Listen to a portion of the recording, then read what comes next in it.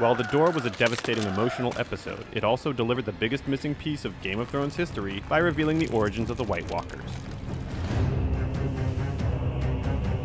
We've long known that the continent of Westeros used to be uninhabited by humans. The legend holds that the first men came over from Essos and started settling it thousands of years ago. At first, the children of the forest tolerated humans, but then the first men started driving the children off their lands and burning sacred weirwood trees, and so it was war.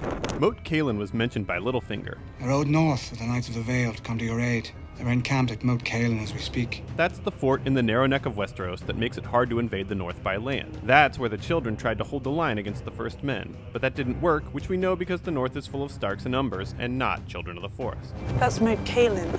Yes, bit shabby, isn't it?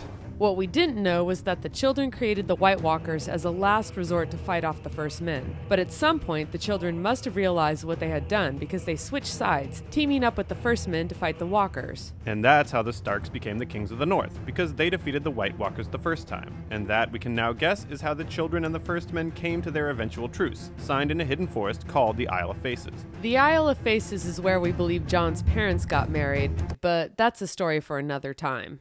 So we have furious exiles that badly wanted to retake their homeland, so they embraced the nuclear option and gave birth to a sentient weapon of magic and elemental power. Remind you of anything? We believe in Dany's cause, but we might have felt the same about the children's. This may be a warning about the ultimate danger of having dragons in the world. They're great for conquering, but that kind of power cannot be contained. It doesn't strike us as a coincidence that this shot of Bran walking towards the once lush weirwood, now covered in snow, evokes an earlier vision Daenerys had of King's Landing when she went to the House of the Undying. Was hers a vision of what destruction her ultimate weapon will bring upon the land she supposedly holds dear? If there's one piece of backstory we're still dying to learn about, it's Ashai by the Shadow. That's the city Melisandre studied in. And remember Quaithe, the masked woman who appeared to Jorah twice in Season 2? She seemed to know an awful lot about him and Dany. Will you betray her again? Never. Well, guess what? She's from Ashai. It's rumored to be a place where the darkest and most powerful magics are practiced. And now that Jorah's tasked with curing the uncurable, we expect him to venture to the most mysterious city on the planet soon, and perhaps meet up with Quaithe once again. And from that, maybe we will learn some more about where dragons come from, just like Bran learned where White Walkers come from. So, Jorah may return to help Dany with her plans, but the new king of the Iron Islands, Euron Greyjoy, seems to have plans for her. What's his deal? You're going to seduce the Dragon Queen. I'm not going to seduce her. The Iron Fleet will seduce her.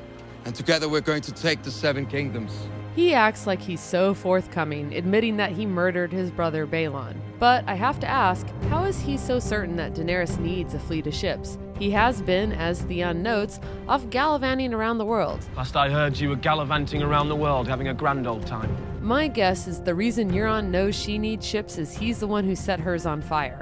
It's the same ploy Littlefinger ran on Sansa, get her in trouble and then try to win her over by offering help. Sansa didn't fall for it, and I bet Dany won't either, especially not if Theon and Yara are coming to warn her. Speaking of Sansa, she thinks the Karstarks will join her side and that the Umbers are anti-Stark, but as we discussed last week, she has that backwards. The Umbers were trying to help by planting Osha and Rickon in the castle, while the junior Karstark is loyal to Ramsay. The Starks lost my house the day King Robb cut off my father's head. If Sansa isn't careful, she could walk into another trap. She knows the North, but she's still got a lot to learn about the fleeting nature of fealty. Will Sansa and Jon be able to rally the troops they need to retake Winterfell? Maybe we'll find out more next week on House Slate.